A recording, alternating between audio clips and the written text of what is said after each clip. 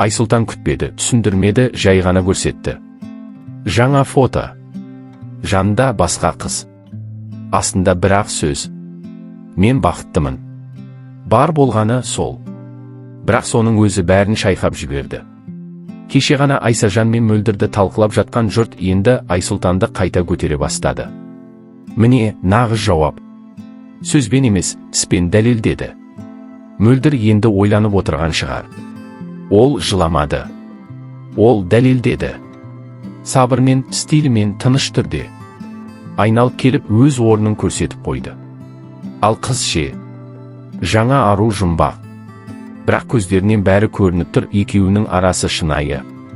Бұл хайп емес. Бұл қайта туған өз-өзіне деген сенім. Айсұлтан үнсіз қалды.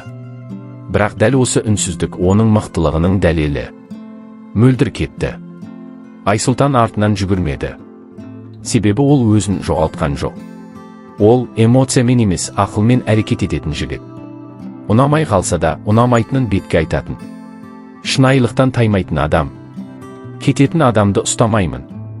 Менің жанымда қалғысы келетін адам өзі қалады. Бұл оның өмірлік ұстанымы. Айсұлтанның сөзі терең мағынаға ие болды, бірақ оның жүрегі ештеңе айтпады. Бәрі түсінікті болды, бірақ ол тыныш, сабырлы қалды. Қыздың жанына жақындап күлімсіреп тұрғаны, оларды бірге көрсеткені, ол тек осылай ғана бақытты екенін білдірді. Басында сұрақ туындады, бірақ уақыт өте келе, ол сүю мен бақыттың жай ғана бір сәт екенін түсінді. Әрине, алғашында бұл ауыр соққы болды. Ол неге мұндай қадамға барды? Не себепті бұлай? Бірақ уақыт шын мәнінде емдейді. Медина үнсіз емес. Бірақ айқайлап та тұрған жоқ. Сторис қарапайым сөйлемдер. Достар, у меня все хорошо. Ертең қайтып келем. Өліп жатқан ештеңем жоқ. Сырт көзге сабырлы көрінсе де, бұл сөздердің ар жағында бір жылдық өткен шақ, реніш, тіпті кішкене мысқыл бар еді. Өліп жатқан ештеңем жоқ. Бұл менің жүрегім тыныш деген сөз емес. Бұл біреулердің әрекеті мені қинап жатқан жоқ деген сілкініс. Медина бір кездері Айсажанның ең жақыны болған. Олар бірге күліп, бірге жүрген. Бірақ қазір ол басқа біреудің қасында. Және елдің бәрі соны талқылауда. Ал Медина ше. Ол жай ғана. Менде бәрі жақсы.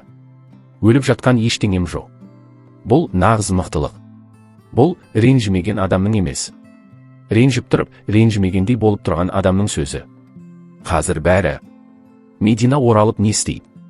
Ол бәрін ұмытты ма, әлде жай ғана сыр бермей отыр ма? Деп ойда. Бірақ нақты бір нәрсе бар. Ол әлсіз емес. Ол сабырлы. Ал сабырлы адамнан бәрі қорқады.